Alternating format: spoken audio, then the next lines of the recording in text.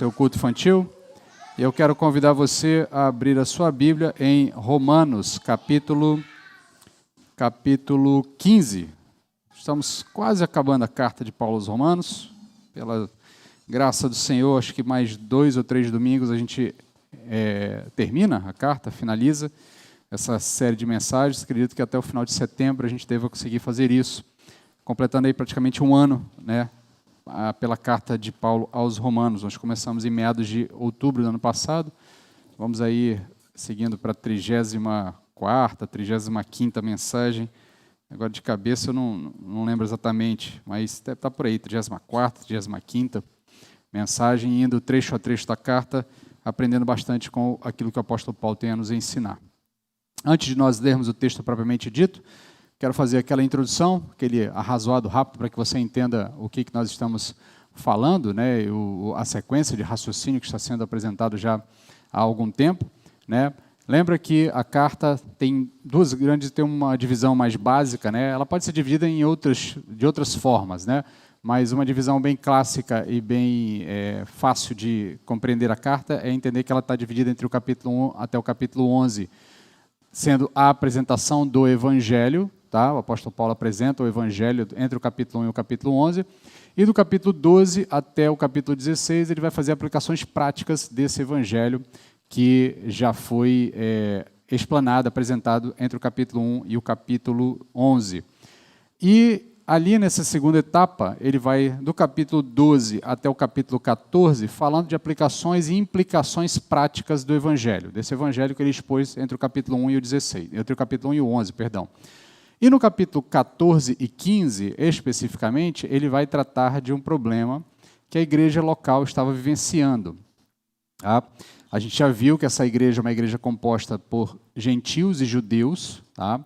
Judeus que se converteram ao cristianismo, gentios que se converteram ao cristianismo. Gentio é todo aquele que não é judeu, o texto bíblico chama assim, todo aquele que não é judeu, não é filho de judeus, não é da etnia dos judeus, então a Bíblia trata como gentios. Então aí vai ter romanos, vai ter europeus de uma maneira geral, todos aqueles aí daquela região eram tratados como gentios. E aí, por óbvio, haviam algumas implicações, que o apóstolo Paulo, inclusive, trata dessa relação entre gentios e judeus, como é que essa igreja se organiza, como é que essa questão dos dois povos, se tem dois povos ou não tem dois povos, se Deus esqueceu os judeus. Ele vai tratar isso lá por volta do capítulo 13 da carta, ele vai tratar ele vai tratar lá por volta do capítulo 9, capítulo 10, até o 11, ali ele vai tratar dessa questão da relação da igreja composta por gentios e judeus e o tratamento de Deus para com os judeus num futuro ainda a ser concretizado. Mas havia uma questão entre esse grupo que estava ali, tá? Havia um problema de comportamento, um problema em que envolvia práticas, alguns tipos de percepções sobre a relação com a criação a partir do advento do cristianismo, a partir do advento da nova aliança em Cristo Jesus. Provavelmente, eu já expliquei em outras mensagens, a melhor explicação, considerando toda essa divisão que o apóstolo Paulo trata entre romanos e gentios, ou melhor, entre judeus e gentios, ao longo de toda a carta, é que havia ali provavelmente um grupo de romanos, de gentios, que haviam se convertido ao cristianismo e entendiam que algumas coisas não influenciavam mais na sua questão espiritual, especialmente a questão de consumo de carnes que tinham ou não sido preparadas adequadamente ou haviam sido oferecidas a ídolos, né? Lembra que o contexto é um contexto totalmente diferente do nosso. Você tem uma nação que é originalmente pagã, e então fazia parte da prática das pessoas oferecer sacrifícios aos ídolos, e a carne que era oferecida no sacrifício acabava indo também para os açougues para ser vendida e para ser consumida também. E aí existia um dilema ali entre os judeus, especialmente, porque aquele preparo não atendia às especificações que os judeus exigiam, né, que a lei judaica exigia. Tinha o fato de ter sido oferecido a ídolos, e isso impedia com que esses judeus acabassem se sentindo confortáveis em comer aquela carne. Eles entendiam que ao comer aquilo estariam cometendo pecado em relação às ordenanças de Deus para com eles. O apóstolo Paulo já tratou disso em outros temas, em outras cartas, inclusive, ele trata disso na carta aos Coríntios. E aqui, especificamente, ele vai dizer, olha, de uma maneira geral, ele vai dizer, olha, não há nenhum problema em comer, mas algumas pessoas ainda não conseguiram compreender isso. E aí vai ter dois grupos aqui divididos, o grupo dos fortes e o grupo dos fracos. Tá? E o grupo dos fortes são aqueles que entendem que podem comer, que aquilo não traz nenhum problema para eles. O grupo dos fracos é aqueles que entendem que se comerem vão estar pecando. E o apóstolo Paulo pega o evangelho e resolve esse problema com o evangelho. Ele traz o evangelho como uma solução para esse problema. E o evangelho como solução para o problema é o princípio geral do evangelho, que é, a partir da realidade do evangelho, nós já falamos isso, especialmente quando adentramos no capítulo 12 e começamos a falar das implicações práticas do evangelho para a vida do indivíduo. O evangelho produz uma mudança na percepção do indivíduo sobre si mesmo. Ele começa a olhar para si não mais como centro do mundo, ele começa a entender que o centro da existência e da realidade é o próprio Cristo, porque por meio dele, por ele e para ele são todas as coisas. Ele é a razão da existência de todas as coisas. Eu não sou o centro do universo, então não sou eu a pessoa mais importante da história. Logo, a minha capacidade agora, a partir do evangelho, deve ser voltada para adorar a Deus, amar a Deus sobre todas as coisas e amar ao próximo como a mim mesmo. Então, a solução que o apóstolo Paulo traz para esse problema entre fracos e fortes é que os fortes devem acolher os fracos nas suas limitações. Um não pode mais viver para si mesmo, deve-se viver para o próximo, e você tem que buscar as coisas que edificam, não apenas buscar aquilo que se edifica a si mesmo, mas buscar as coisas que edificam o corpo.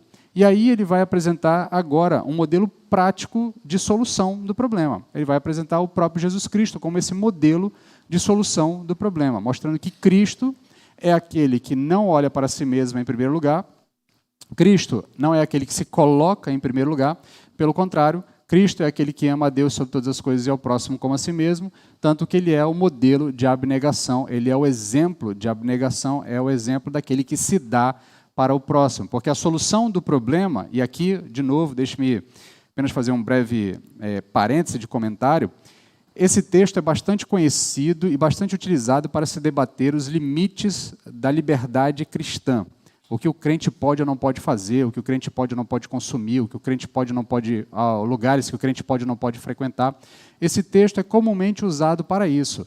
Mas esse texto, embora ele envolva soluções para essas questões também, o objeto principal do texto não é exatamente resolver ou fazer uma teologia do comportamento cristão, porque a teologia do comportamento cristão está derramada ao longo de todo o texto. Existem diversos outros textos que a gente precisa usar, juntar, para que você possa definir uma ética comportamental cristã mais ampla, especialmente quando se fala de coisas que aparentemente são proibidas ou não. Tá? E aí aqui vai desde consumo de comida, de bebida, a práticas de algumas coisas, a frequentar alguns lugares, vai muito mais além do que isso. O ponto principal do autor aqui, do apóstolo Paulo, é chamar a atenção do seu leitor para dizer, olha, o evangelho precisa transformar a sua percepção de vida. A partir do evangelho, você precisa entender que você não é mais o centro do mundo. A partir do evangelho, você precisa entender que você agora vive para o próximo e vive para Deus. Porque se você deixar a você mesmo, a sua própria natureza, naturalmente você viverá para você mesmo, porque a sua natureza é uma natureza egoísta. Essa é a natureza do pecado. Então, uma vez que o evangelho entra e transforma a nossa natureza, nós agora podemos fazer a boa, perfeita e agradável vontade de Deus. E qual é a boa e perfeita e agradável vontade de Deus? É que nós vivamos para Deus, acima de todas as coisas, e para o próximo, como a nós mesmos. É como o próprio Cristo condensa toda a lei do Senhor. Toda a lei do Senhor pode ser resumida em 2 grandes mandamentos. Amarás ao Senhor teu Deus sobre todas as coisas e ao próximo como a ti mesmo. E o apóstolo Paulo endossa esse mesmo tipo de raciocínio aqui mesmo na carta aos Romanos, no capítulo 14, quando ele diz que o que importa é agora você viver para o próximo e não mais viver para si mesmo. E aí ele vai finalizar aqui a questão do problema, no capítulo 15, fazendo um arrazoado final, um arremate final, trazendo Jesus como esse exemplo prático de abnegação, esse exemplo de alguém que vive para o próximo, de que vive para o outro e que não se coloca em primeiro lugar. Logo, ele se torna o nosso modelo de comportamento, o nosso modelo prático de prática ética, de comportamento ético. Feita a introdução, dito essas primeiras palavras, eu quero convidar você a me acompanhar na leitura do texto. Eu vou ler do verso 1 até o verso 13, tá, do capítulo 15, e nós vamos depois fazer alguns apontamentos aqui no texto e, ao final, algumas aplicações. Então, enquanto você vai abrindo aí, o texto também está sendo projetado aqui na tela, tá? Você pode acompanhar. Romanos, capítulo 15, do verso 1 até o verso 13. O apóstolo Paulo nos diz o seguinte: nós, que somos fortes, temos o dever de suportar as fraquezas dos fracos, em vez de agradar a nós mesmos. Portanto, cada um de nós deve agradar o próximo, visando o que é bom para a edificação dele. Porque também Cristo não agradou a si mesmo, mas, como está escrito, as ofensas dos que te ofendiam caíram sobre mim. Porque tudo que foi escrito no passado foi escrito para a nossa instrução, para que tenhamos esperança por meio da perseverança e do ânimo que provém das Escrituras. Que o Deus da perseverança e do ânimo vos dê o mesmo modo de pensar entre vós, segundo Cristo Jesus. Para que, unânimes a uma só voz, glorifiqueis a Deus e Pai de nosso Senhor Jesus Cristo. Portanto, acolhei-vos uns aos outros, como também Cristo nos acolheu para a glória de Deus.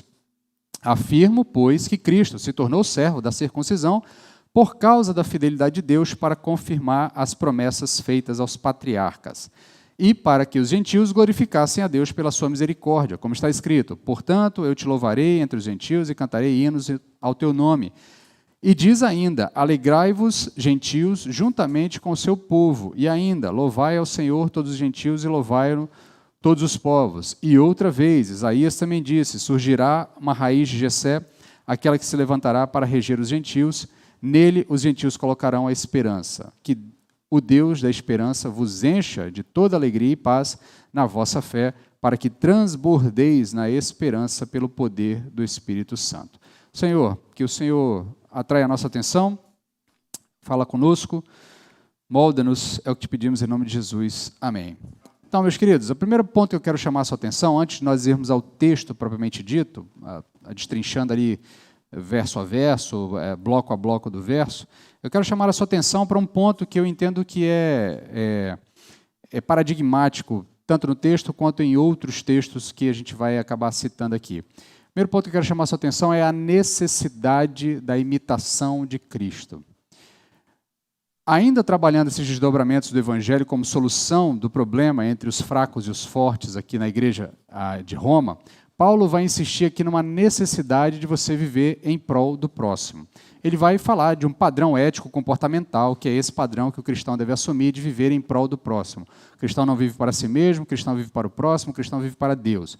O cristão não é um ser egoísta, o cristão é um ser altruísta. O cristão é um ser que ama ao próximo como a si mesmo. Ele vive em prol de projetar para o próximo as bênçãos que ele recebeu do próprio Senhor Jesus Cristo, porque Deus o amou primeiro, mesmo sem que ele tivesse feito alguma coisa de vantajoso para que Deus o amasse. O apóstolo Paulo, inclusive, fala isso ao longo da carta.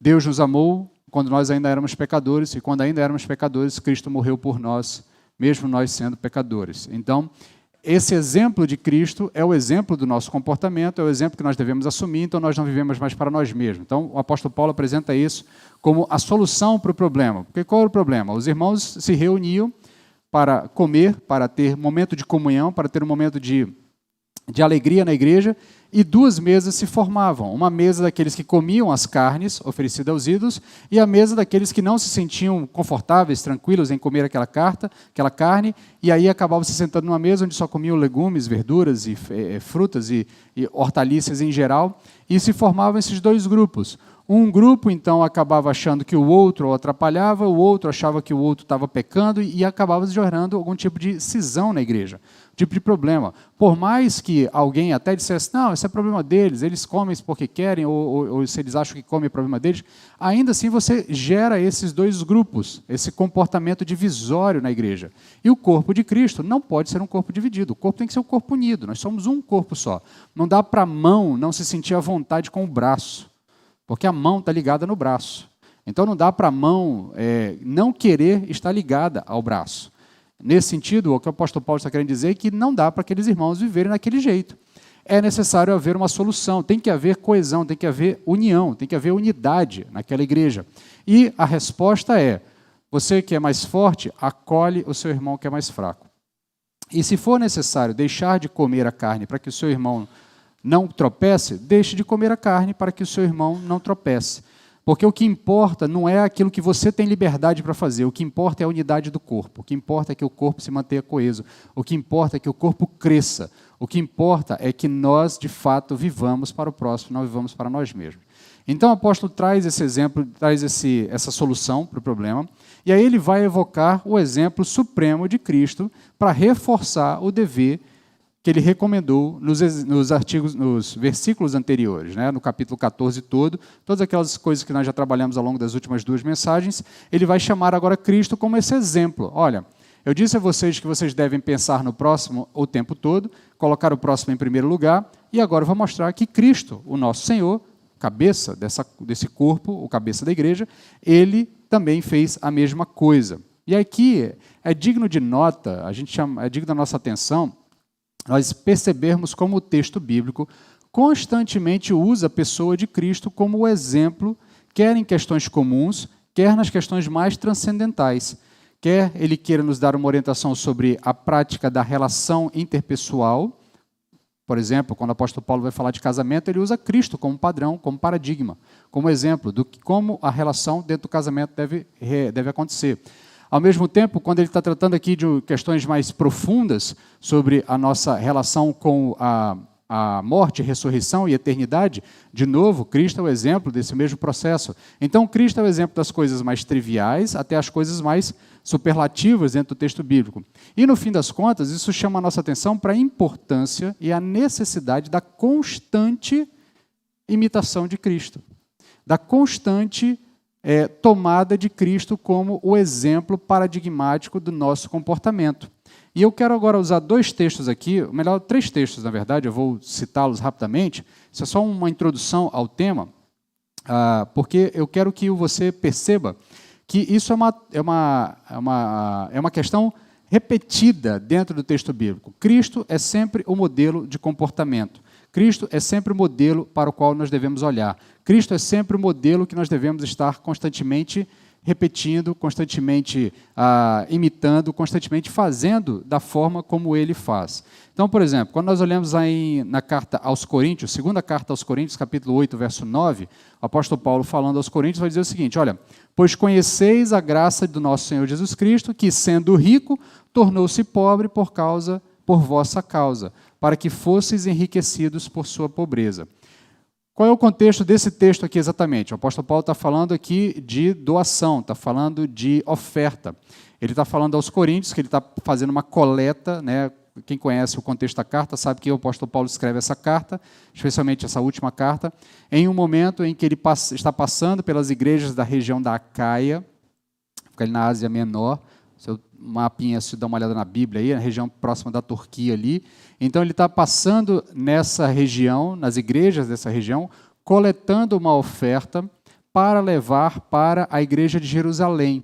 A igreja estava passando por um problema sério, houve uma grande fome na região, a igreja estava sofrendo, e aí ele pede a ajuda desses irmãos, que também não eram irmãos ricos e abastados, eram irmãos que também passavam por necessidades, mas ele passa fazendo uma coleta em diversas igrejas, e ele escreve essa carta, ele se antecipa à igreja aos Coríntios, vai dizer, olha, eu vou passar com vocês aí depois, então vocês já façam a coleta, quando eu passar eu pego a coleta, e depois que a gente resolver as coisas que tem para resolver aí eu vou para Jerusalém levar essa oferta.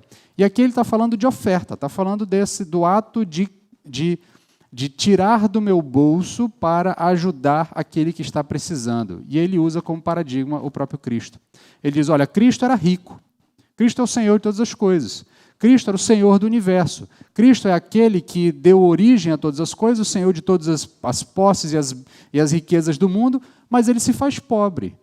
Onde que Cristo nasce? Cristo nasce em uma estrebaria, Cristo nasce em uma estalagem, Cristo nasce em uma família pobre, ainda que ele fosse de uma linhagem real, né, estivesse ligado ali à linhagem de Davi, de alguma forma, ele nem de longe era sucessor ao trono, nem chance, nem que tipo de perspectiva existia nessa possibilidade, então não dá para dizer que Cristo tivesse algum tipo de perspectiva financeira. E aí aqui, apenas um parêntese breve, eu não sei se você teve a ingrata a oportunidade de ouvir um despautério como esse, mas corre no meio de alguns pseudo-crentes aí, na internet, youtubers e facebooks, instagrams da vida, uma ideia louca de que Jesus Cristo era rico, né? Que inclusive Jesus Cristo tinha casa na praia, né?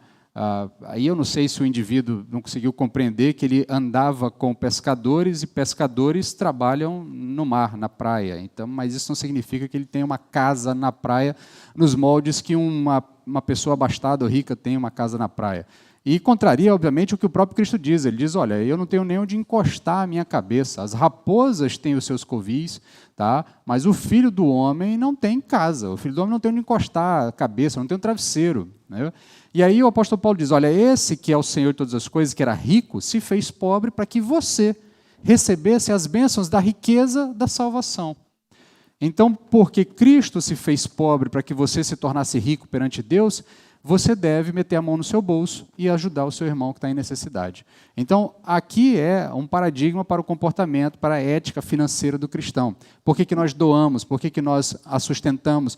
Por que nós retiramos uma parte dos nossos recursos para auxiliar no sustento da igreja, no sustento missionário, no sustento da obra como um todo? Porque Cristo, Senhor de todas as coisas, se fez pobre para que nós fôssemos feitos ricos perante Deus, ricos em graça, ricos recebendo a salvação. Então, esse é o primeiro texto, como Cristo como paradigma de comportamento.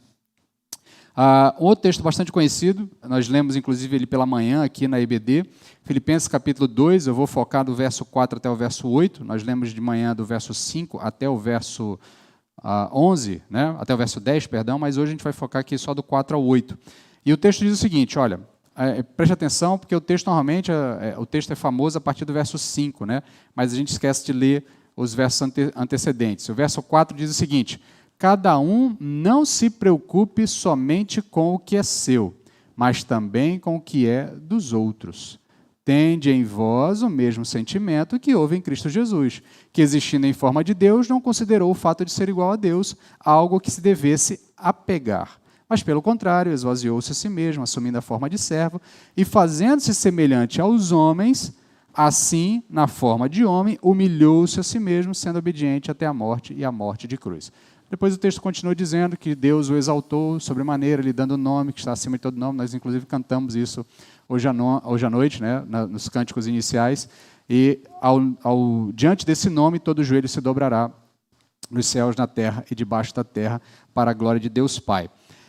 Então, aqui, qual é o contexto aqui? O apóstolo Paulo está falando, ele está em umas orientações introdutórias da carta, ele já fez o capítulo 1 a essa altura, nós estamos no capítulo 2 da carta aos Filipenses, e ele está fazendo algumas recomendações gerais, e uma das recomendações gerais que ele faz é essa, olha, cada um não se preocupe somente com o que é seu, mas também se preocupe com o que é dos outros, se preocupe com os outros. E qual é o paradigma para me preocupar com o outro?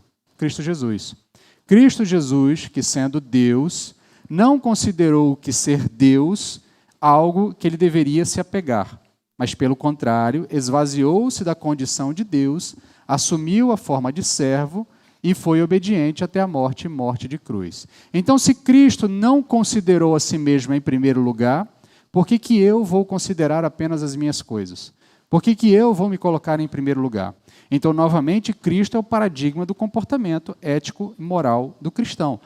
O que Cristo faz, como Cristo faz, é como nós fazemos, é como nós nos comportamos. Então, por que o apóstolo Paulo diz que você não deve se preocupar somente com o que é seu e deve se preocupar com o que é dos outros? Porque Cristo não se preocupou só com o que é seu, Cristo se preocupou com o que é dos outros. Tanto é que ele se esvaziou, abdicou, abriu mão da sua glória, ainda que fosse de maneira temporária, ele abre mão da sua glória, ele se forma como servo, e aqui é uma coisa que... Esse texto é um texto muito rico, ele é muito precioso, como o apóstolo Paulo faz esse arco do movimento de Cristo, né, da sua exaltação, da sua humilhação até a sua exaltação, né? Mas a gente às vezes lê ele e decora e acaba passando de maneira muito rápida por ele, porque ele acaba se tornando um ponto comum nos textos que a gente vai falando, pensando sobre eles. Mas a gente não consegue... A gente precisa aprofundar um pouco o pensamento. Eu não quero me aprofundar muito porque eu ainda tenho o restante do texto para trabalhar, mas eu quero que você só pare para meditar um pouco. Jesus Cristo, ele não é só o filho de um carpinteiro, tá? Ele é o autor da vida, ele é a razão de todas as coisas. Aos Colossenses, o apóstolo Paulo vai dizer que ele é a razão da existência de todas as coisas, que tudo foi criado por intermédio dele e para ele, e sem ele, nada do que existe pode existir. Então, Cristo, o Filho, o Deus Filho, ele não é qualquer um. Tá? Eu sei que parece bobo o que eu estou dizendo, porque, afinal de contas, é Deus, a gente está falando de Deus.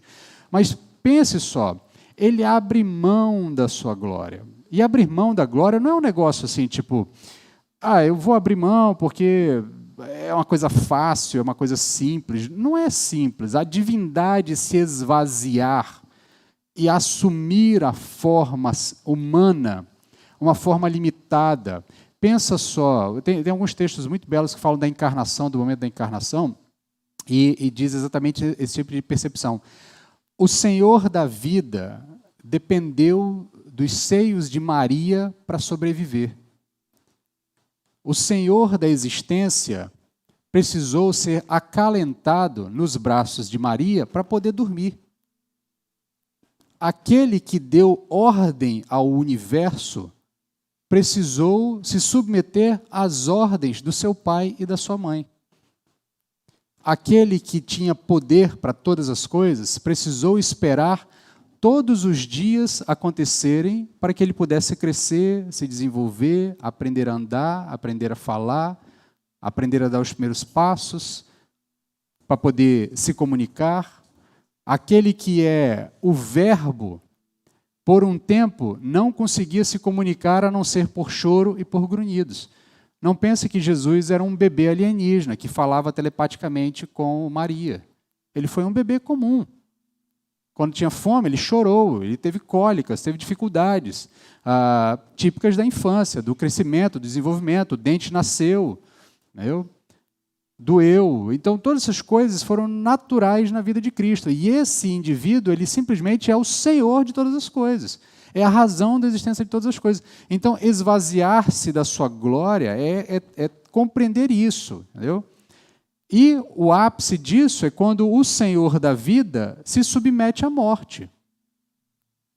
Vai ao madeiro, vai à cruz para experimentar a morte. Esse é um dos dilemas que a gente nunca vai conseguir compreender, como o autor da vida, de alguma forma, experimenta a morte. A gente já teve algum tempo aqui debatendo isso na EBD, mas o ponto aqui que eu quero chamar a sua atenção é porque se ele pôde fazer isso para que você pudesse encontrar paz com Deus mediante a fé na sua obra, por que é que você acha que você tem o direito de se colocar em primeiro lugar e não olhar para o seu próximo como alguém a quem você deva dar importância?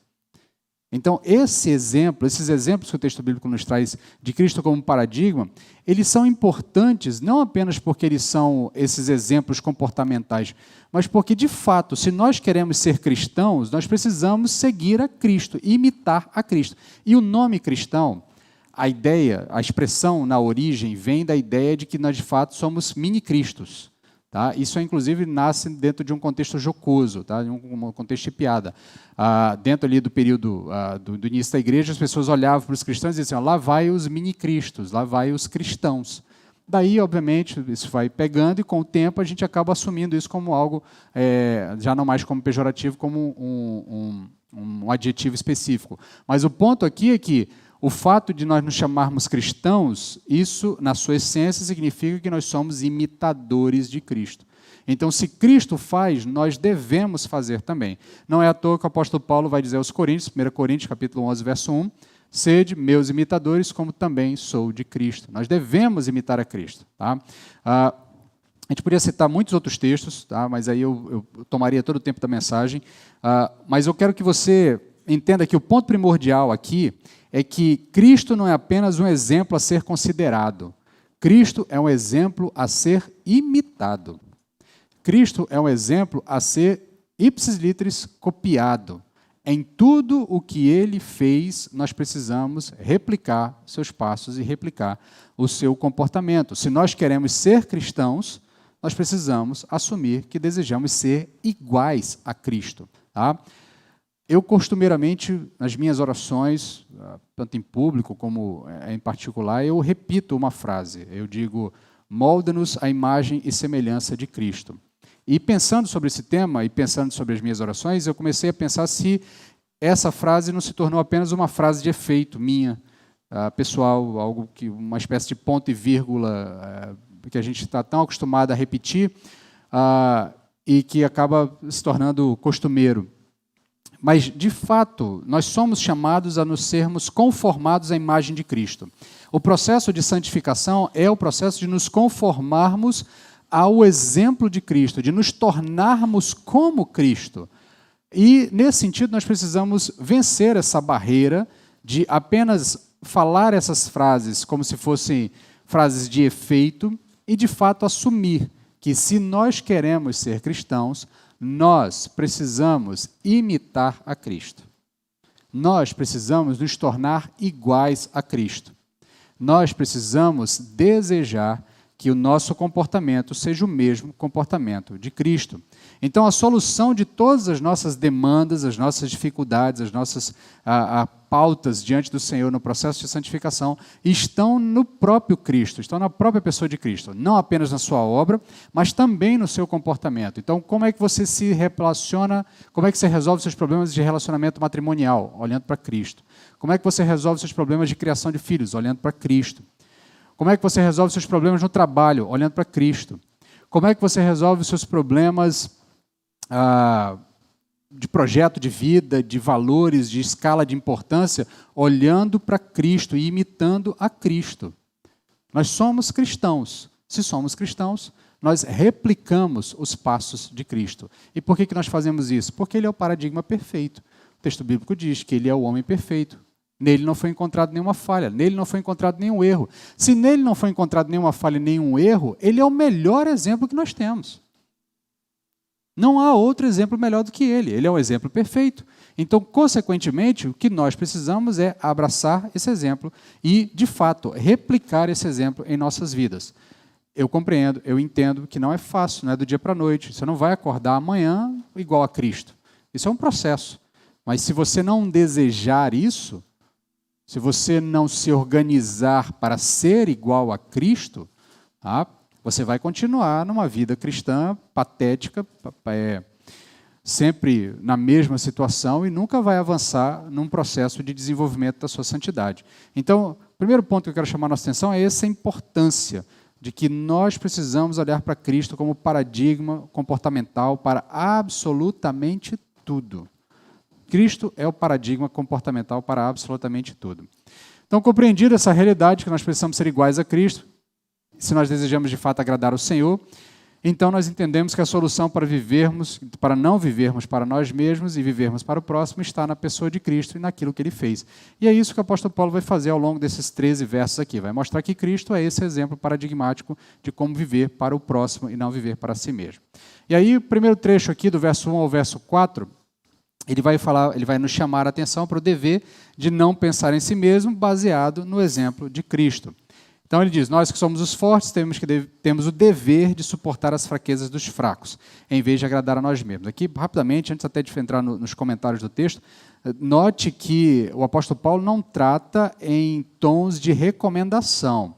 Inclusive foi o que eu comentei de manhã. A orientação não é recomendação. Você não foi recomendado a se parecer com Cristo. Tá? O apóstolo Paulo trata em tons mandatários. Você tem que ser igual a Cristo. Então ele diz para os fortes, olha, forte, tá? Você que entendeu que o Senhor é Senhor sobre todas as coisas, o Senhor é a terra e a sua plenitude, o mundo e tudo aquilo que nele habita, e aí você come a carne, porque entende que a carne em si não é amaldiçoada porque foi oferecida ao ídolo, porque o ídolo nada é, como ele diz lá aos Coríntios, porque o ídolo não existe, então isso não foi oferecido a ninguém, e mesmo que tenha sido oferecido a potestades malignas, se passando por ídolos, o Senhor é dono de todas as coisas, então isso não ter importância nenhuma. Você que é forte e consegue entender isso, e já entendeu isso, você tem o dever de suportar os fracos na sua fraqueza. Tá? Então, é um dever, não é uma orientação. Tá? em vez de agradar a si mesmo. E aqui ele está fechando ali o argumento que ele fechou, que ele trabalhou nos versos anteriores, de que ele estava dizendo, olha, se o teu irmão vai tropeçar porque você está comendo, tá? Então para de comer. Tá?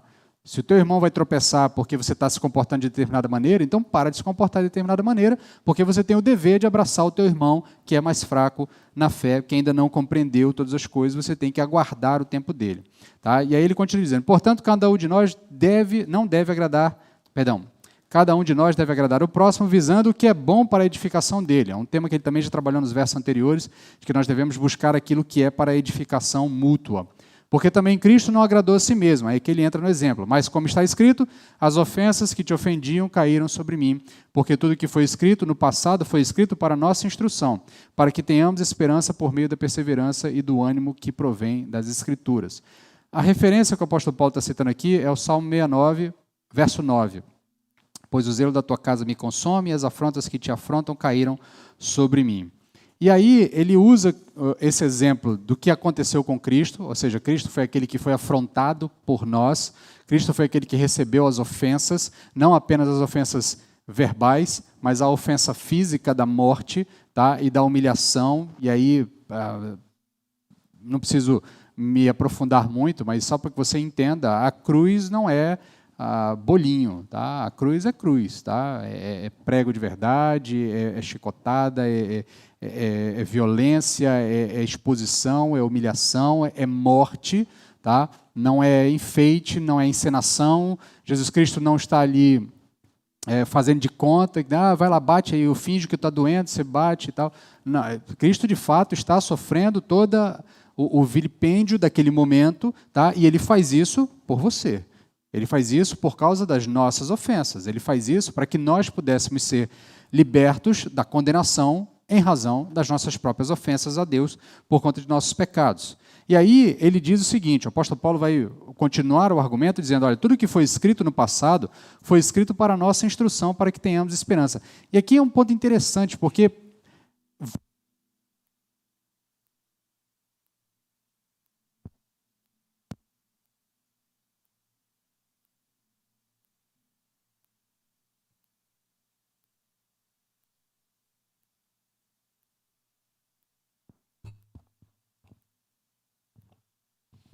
ok, então, continuando, o apóstolo Paulo diz que tudo que foi escrito no passado foi escrito para a nossa instrução, para que tenhamos esperança. Tá? E aqui tem a ver com o que eu falei antes, sobre a questão do exemplo dentro do texto bíblico. Tá?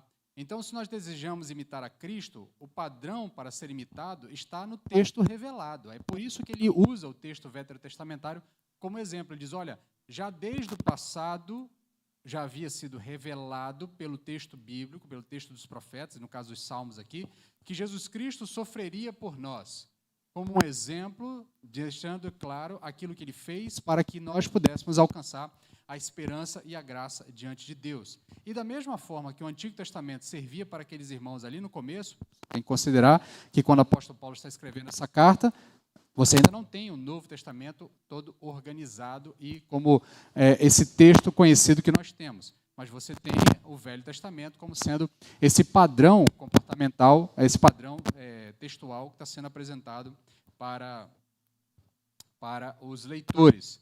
E aí, então, se o Antigo Testamento é o modelo para aqueles irmãos, a revelação como um todo é o modelo para nós. Então, o texto sagrado está cheio de referências das atitudes de Cristo, para que a partir dessas atitudes nós saibamos o que de fato fazer nas questões práticas de nossas vidas. Então, o propósito do texto revelado a nós está literalmente ligado com orientações didáticas e práticas para as nossas vidas. Então, o texto bíblico, ele é a fonte que nós temos do comportamento de Cristo para sabermos o que fazer nos momentos em que nós estivermos diante dos dilemas e das dificuldades na caminhada de fé. Então, as Escrituras nos mostram o modo correto e o modo cristocêntrico de viver. E elas nos dão esperança e ânimo. E a esperança aqui é de que é possível viver de uma maneira que agrada a Deus. Como é que eu sei que é possível viver de uma maneira que agrada a Deus? Porque Cristo viveu de maneira que agrada a Deus. Então eu tenho esperança, olhando para o exemplo de Cristo, que é possível que eu viva de maneira agradável a Deus. Então eu também tenho ânimo para continuar nessa caminhada, porque eu sei que esse modelo está à minha disposição. E onde esse modelo está à minha disposição? No texto sagrado, na Escritura. Por isso que tudo que foi escrito no passado foi escrito para nossa instrução, para que tenhamos esperança. Então, entendido isso, a gente passa agora para o verso 5 e 6, para entender o resultado esperado de seguir o exemplo de Cristo. Então, no verso 5 e 6, ele diz que o Deus da esperança, ou melhor, que o Deus da perseverança e do ânimo vos dê o mesmo modo de pensar. Vos dê o mesmo modo de pensar entre vós, segundo Cristo Jesus, para que, unânimes a uma só voz, glorifiqueis a Deus, o Pai do nosso Senhor Jesus Cristo. Qual é a oração do apóstolo Paulo aqui? Tá? No verso 5, qual é a oração dele? Que é o que Deus conceda perseverança e ânimo. Como é que nós receberemos a perseverança e o ânimo? Por intermédio das Escrituras. A gente já viu isso no ponto anterior. Então, através das Escrituras, os irmãos terão esperança e ânimo, e eles terão também um espírito.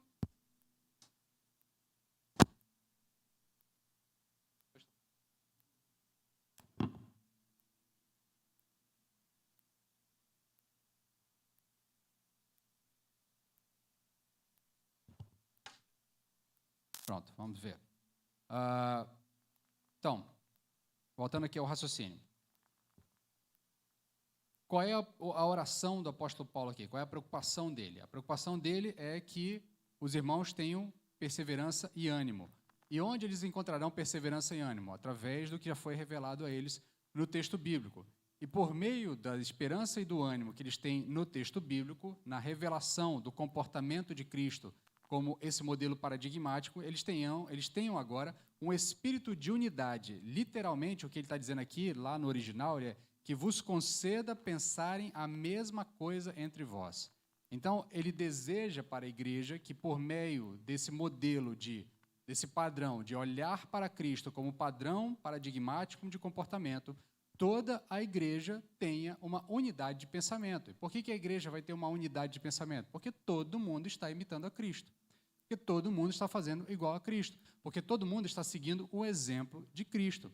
Então, de novo, aqui a preocupação do apóstolo é com a unidade. Volto a dizer, o ponto do apóstolo Paulo ao longo de todo esse capítulo 14 e 15 não é criar uma teologia do pode e não pode. Tá? Não é criar uma teologia de até onde pode, até onde não pode. A preocupação do apóstolo Paulo é, meu irmão, se a unidade está sendo colocada em risco, então é melhor que não. O que quer que seja. Porque o que importa é a unidade, o que importa é o corpo. O que importa é que vocês tenham um pensamento de unidade na medida da imitação de Cristo. E aí, de novo, aqui ele vai dizer, então, portanto, esta deve ser uma oração pela unidade da igreja, unidade de mente no que tange ao essencial. A gente já falou lá nos começos das primeiras mensagens, no capítulo 14, que a unidade ela está ligada com aquilo que é essencial. Existem coisas que são paralelas, coisas que não são essenciais, que elas não necessariamente precisam ser unânimes. Então, se alguém acha que pode bater palma e outro acha que bater palma não é legal, isso não é essencial, isso não é o centro da fé, isso não salva ninguém, isso não dá uma percepção do que de fato é a obra de Cristo. Isso é algo periférico. Então, isso é plenamente possível que nós tenhamos comportamentos diferentes.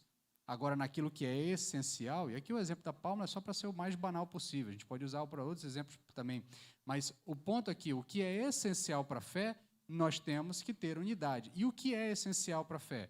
Cristo morreu para que fôssemos um corpo, para que fôssemos formados em um corpo, em uma nação, em um povo. Se algo ameaça a nossa unidade, esse algo não vale a pena. Eu falei na semana passada, existem coisas que não valem a pena porque ameaçam a unidade do corpo. Se ameaça a unidade do corpo, então a gente deixa de lado. Tá? Se ameaça a unidade do corpo, a gente deixa de lado. Se por acaso bater palma, e aqui de novo é um exemplo banal, se por acaso bater palma, e aqui de novo, eu não tenho nada contra bater palma, eu só tenho contra bater palma errado. Tá? Mas meu problema é só bater palma errado. Mas se você bater palma direitinho, não tem problema nenhum não. Mas se bater palma vai criar uma cisão na igreja, então eu não bato palma. Entendeu? A minha liberdade de bater palma não vale a pena em comparação à unidade do corpo. Esse é o ponto. A preocupação do apóstolo Paulo aqui é o seguinte, olhando lá para o exemplo dos irmãos. Meu querido, a carne está lá, o filé está cortado, está queimando, está cheiroso, mas se teu irmão está tendo dificuldade, senta na mesa e come o legume com ele. Entendeu? Come o legume com ele, porque mais importa a unidade com o teu irmão do que o sabor da carne. Porque o reino dos céus não é comida nem bebida. É isso que ele está dizendo. O reino dos céus é unidade, é o corpo. Então, nesse ponto, a preocupação do apóstolo Paulo é com a unidade do corpo. E a oração dele é para que o corpo esteja unido. A unidade cristã é a unidade em Cristo. Quanto mais nos unimos a Cristo, mais nos unimos uns ao outro. De novo, paradigma. Se eu me conformo à imagem de Cristo, se eu me comporto como Cristo, se eu uso Cristo como exemplo paradigmático para todos os meus comportamentos, cada vez mais eu me pareço com Cristo. Se cada vez mais eu me pareço com Cristo, cada vez mais nós vamos estar unidos, porque todos nós vamos estar assemelhados a Cristo, unidos num só pensamento, em nos tornarmos como Cristo. E qual é o propósito dessa unidade? E aqui, de novo, um ponto que ele volta a temas que ele já falou anteriormente. Ele vai dizer o seguinte: para que unânimes a uma só voz glorifiqueis o Deus e Pai de nosso Senhor Jesus Cristo. No verso 6. Qual é o propósito da unidade do corpo? Dispor-nos a uma adoração conjunta a Deus. Ele abre as implicações do Evangelho no capítulo 12, dizendo que agora a vida do crente, a vida daquele que foi tocado pelo Evangelho, é um constante culto. Eu já disse para os irmãos que o grande problema do homem é um problema litúrgico. Por que é um problema litúrgico? Porque o homem deixou de dar glórias a Deus, a glória que lhe era devida. No Éden, a queda nada mais é do que o homem dizendo: não, o Senhor não tem razão, eu tenho razão. Quem tem que ser glorificado sou eu, então eu como do fruto para me tornar igual a Deus, porque eu não quero dar glórias a Deus. É isso que o apóstolo Paulo fala lá no capítulo 1, quando ele está dizendo da queda do homem. Olha lá, quando está descrevendo o estado de queda do homem, ele diz: olha, mesmo conhecendo a existência de Deus, não lhe deram a glória que era devida. Então, nesse sentido, o Evangelho corrige a nossa posição litúrgica, nós voltamos a glorificar a Deus, agora somos um culto vivo. Rogo-vos, pois, irmãos, que vos apresenteis diante de Deus como sacrifício santo, puro e agradável. Esse é o vosso culto racional. Então, nós passamos a ter uma vida que é um constante culto a Deus, e uma vez que nós olhamos para Deus, para Cristo, como paradigma de comportamento, nós nos unimos uns aos outros cada vez mais para que, de forma unânime e uníssona, nós glorifiquemos a Deus, porque, no fim das contas, o que importa é glorificar a Deus. A unidade do corpo é para que Deus receba uma glória oriunda de um corpo coeso e unido. Todo joelho se dobrará diante do Senhor, mas haverá aqueles que se dobrarão porque reconheceram a glória de Deus. Então, nesse sentido, qual é o propósito da unidade? Nos dispor a uma adoração conjunta a Deus, a vida em culto. E, de novo aqui, o retorno ao culto é o propósito de todo o Evangelho. Tá? O Evangelho quer converter você dos seus pecados para que você volte a cultuar a Deus. Porque você foi criado para cultuar a Deus. Porque a razão da sua existência, da sua criação, é para glorificar a Deus. Essa é a razão da sua existência. Nós fomos criados para esse propósito. O Evangelho nos convence do nosso pecado, nos converte do nosso mau caminho, e, ao nos converter do nosso mau caminho, nós retornamos à origem. Qual é a origem? Uma vida de culto a Deus. E aí, do verso 7 ao verso 13, ele vai falar do dever de acolher, baseado, de novo, no exemplo de Cristo. Ele falou do dever de suportar os outros, né? O dever de não pensar em si mesmo, tá? E agora ele vai falar do dever de receber, de acolher o próximo, baseado no exemplo de Cristo. Então, verso 7, portanto, acolhei-vos uns aos outros, como também Cristo nos acolheu, para a glória de Deus. Afirmo, pois, que Cristo se tornou servo da circuncisão, por causa da fidelidade de Deus, para confirmar as promessas feitas aos patriarcas, e para que os gentios glorifiquem a Deus pela sua misericórdia, como está escrito. Portanto, eu te louvarei entre os gentios e cantarei hinos ao teu nome. E dizia ainda, alegrai-vos, gentios, juntamente com o seu povo, ainda louvai ao Senhor todos os gentios, e louvem-no todos os povos, E outra vez, Isaías também diz, surgirá a raiz de Jessé, aquele que se levantará para reger os gentios, nele os gentios colocarão a esperança, que o Deus da esperança vos encha de toda alegria e paz na vossa fé, para que transbordeis na esperança pelo poder do Espírito Santo. Então, Paulo vai retornar ao argumento inicial. Eu já comentei com os irmãos que isso é um padrão, ele está sempre indo e vindo, né, nos seus argumentos. Então, ele retorna ao argumento lá do começo do capítulo 14, da necessidade de acolher o distinto, acolher o diferente. Eu falei do princípio da hospitalidade, a ideia do cristão como um ser hospitaleiro, e a hospitalidade vai muito além de receber alguém na sua casa. Tá? A ideia da hospitalidade é óbvia, está ligado com a ideia de você abrir a sua casa para receber alguém. Mas, ao abrir a sua casa, o princípio é que você abre a sua intimidade, para que alguém, um estranho, entre lá e participe da sua rotina, ou mexa com a sua rotina, ou altere a sua rotina, porque ele está hospedado na sua casa. Então, dentro da vida cristã, a gente tem esse princípio da hospitalidade. Eu preciso abrir a minha vida para que o estranho entre, o diferente entre, porque meu irmão ele tem um outro comportamento, ele tem uma outra ideia, ele tem uma outra vida, ele tem uma outra história, ele tem um outro nível de desenvolvimento na caminhada de fé, e eu preciso abrir a minha vida para recebê-lo. Então, é um princípio cristão, o princípio do acolhimento. Por isso ele vai começar dizendo, acolhei-vos uns aos outros.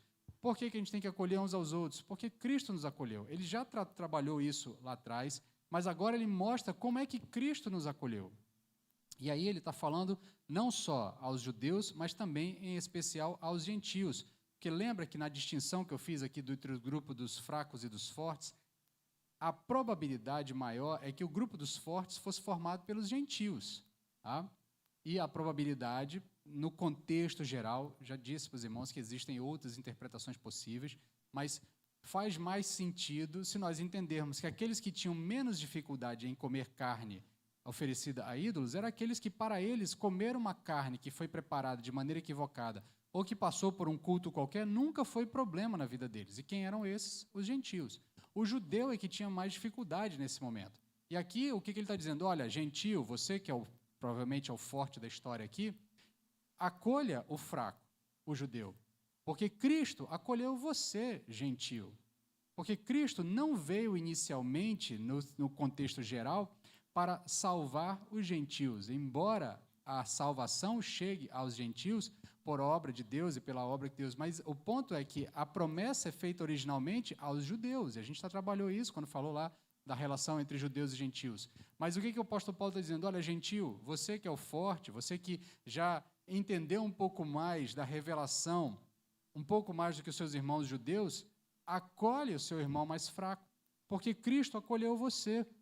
E Cristo acolheu você por graça, porque ele recebeu você dentro dessa realidade. Então, ele retoma o argumento inicial e reforça a ideia de que esse comportamento de acolher e glorifica a Deus. Então, ele vai transitar da unidade entre fracos e fortes para o meio de Cristo, para ser essa unidade entre judeus e gentios.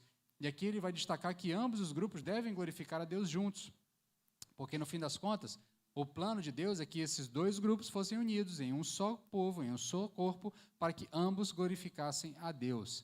E aí, os aspectos elementares aqui têm a ver com a fidelidade de Deus, as promessas que foram feitas aos judeus, e, ao mesmo tempo, a misericórdia de Deus que é revelada aos gentios, incluindo os gentios nessa aliança que havia sido feita com Israel. Então, cada uma dessas perspectivas, cada um dos textos que ele vai citando ali, vai mostrando que já desde quando a promessa foi feita a Israel, já havia a promessa para que também os gentios fossem sendo incluídos nesse processo. Então, o gentio que foi objeto da misericórdia de Deus não pode pensar em si mesmo, ele deve acolher o fraco na fé, no caso aqui específico, os irmãos judeus aqui. Então, assim como Cristo acolheu os gentios, nós também devemos acolher o fraco na fé. Esse é o paralelo final que o apóstolo Paulo vai falar sobre essa questão. E aí eu quero finalizar trazendo aqui algumas aplicações para as nossas vidas. E as aplicações vão envolver o capítulo 14 e o capítulo 15 como um todo. O capítulo 14 e o 15 é um bloco, o capítulo 14 até metade do 15 é um grande bloco tratando de um único tema. Eu quero finalizar fazendo aqui alguns apontamentos finais para a nossa compreensão. Primeiro, Entenda uma coisa, meu irmão. Em questões fundamentais, a fé é essencial e não deve ser comprometida em nome do amor. Tá? Em questões essenciais, em questões fundamentais, a fé é essencial e não deve ser comprometida em nome do amor. Não é porque eu amo o meu irmão, que é mais fraco na fé, que eu vou tolerar a heresia que meu irmão está tentando introduzir dentro do corpo. Tá? Então, se de repente chega que o irmão mais fraco na fé começa a dizer que não, mas eu estou lendo aqui, estou entendendo, estou achando que talvez Jesus Cristo não seja Deus.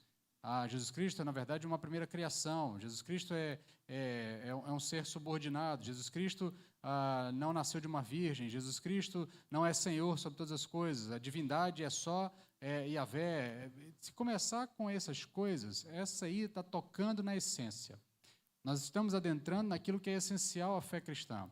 Ou então alguém que venha e atinja a doutrina da Trindade, ou atinja a própria doutrina da igreja, dizendo que a igreja é irrelevante. E aqui, deixe-me fazer um paradigma rápido, um parêntese rápido. Eu tenho falado com os irmãos já há algum tempo, a gente inclusive fez uma série de mensagens sobre a beleza da igreja, ou a beleza de ser igreja. Mas eu volto aqui a dizer a você, meu querido, achar que a igreja é algo que você pode acrescentar à sua vida como um plus na sua caminhada de fé, isolada e atomizada com Deus, é heresia, é pecado. Tá? Você foi salvo para ser incluído num corpo. Você precisa estar incluído num corpo. Tá? Não dá para caminhar sozinho na fé. Ninguém foi chamado para viver sozinho. Você pode agora pensar assim, mas e se o esquimó se converter? A gente gosta de usar esses exemplos hiperbólicos. Se o cara mora no meio do deserto e se converteu, e aí não tem igreja lá. Eu tenho plena convicção de que o mesmo Deus que disse que a igreja é essencial, vai levar uma igreja até aquele cara. Ou vai trazer o esquimó até uma igreja, ou vai levar uma igreja até ele. Porque o Deus que disse que a igreja é essencial, é ele que constrói os meios para que a salvação chegue até o indivíduo, ele há de completar essa obra. E se ele disse que essa obra é essencial, dizer que isso é algo que não é essencial, a ponto de eu poder viver a minha fé alheio da igreja, e aqui eu não estou falando de igreja, da minha igreja específica, da igreja batistolaria, eu estou falando de igreja, meu irmão. Tá? Então, se essa igreja está próxima de você, atende às suas necessidades, una-se a ela. Mas se tem outra perto de você, atendendo às suas necessidades, una-se a ela. O fato é, não dá para caminhar sozinho. Tá? Achar que é possível caminhar sozinho é heresia. Achar que é possível ser desigrejado, como o pessoal gosta de usar essa expressão, é heresia. Isso não tem fundamento bíblico. Não dá para viver a fé alheio ao corpo de Cristo. E o corpo de Cristo se manifesta na igreja local. Você pode até pensar, mas não é denominação, eu não estou defendendo denominação, não estou defendendo igreja local, bandeira de igreja, essas coisas não. Embora, para mim, essa discussão seja bem infantil. O ponto aqui é que o texto bíblico diz que Cristo morreu pela igreja. Se Cristo morreu pela igreja, isso aqui tem um valor. Dizer que isso aqui não tem valor, que você pode caminhar a parte disso sozinho, é dizer que o que Cristo fez tem um valor menor. Porque se Cristo morre e dá a sua vida pela igreja, essa reunião e as outras igrejas que estão se reunindo nesse momento ou em outros horários ao longo desse dia, elas têm um valor. Negar esse valor é uma heresia. Então, nesse ponto, a gente não discute. Tá? Nesse ponto, a gente não abre mão por causa do amor. Eu não abraço aquele que diz que a igreja não tem valor. Tá? Eu não acolho aquele que diz que a igreja é menor, ou que Cristo é menor, ou que os outros pontos fundamentais da fé são menor. Segunda aplicação, em questões secundárias, tá? Em questões secundárias, o amor deve prevalecer, sem que o zelo pela fé justifique a falta de amor. Então, de novo aqui, em questões secundárias, em questões de comportamento, em questões de percepções sobre eventos ou expressões culturais, sobre uma percepção ou outra, mesmo dentro do grande grupo de possibilidades de interpretações de alguns textos bíblicos. Tá? Então, por exemplo, se o irmão aí é amilenista, é pré-milenista, é dispensacionalista, é aliancista, essas coisas são debatíveis. Se o irmão é calvinista, se é arminiano, essas coisas são debatíveis. A gente tem um campo aberto para debates nelas. Elas não são essenciais. Ainda que eu entenda que cada uma delas, essas últimas que eu citei, podem, de alguma forma, moldar o seu comportamento de fé, comportamento eclesiástico, a sua percepção, inclusive da leitura do texto bíblico. Mas elas não são essenciais. Tá? Definir-se como arminiano, ou calvinista, ou aliancista, ou dispensacionalista, ou pré-milenista, ou amilenista, não vai definir se você chega no céu ou não. Tá? Não vai definir a obra de Cristo, ainda que essas questões abordem a obra de Cristo, ou tentem interpretar a obra de Cristo.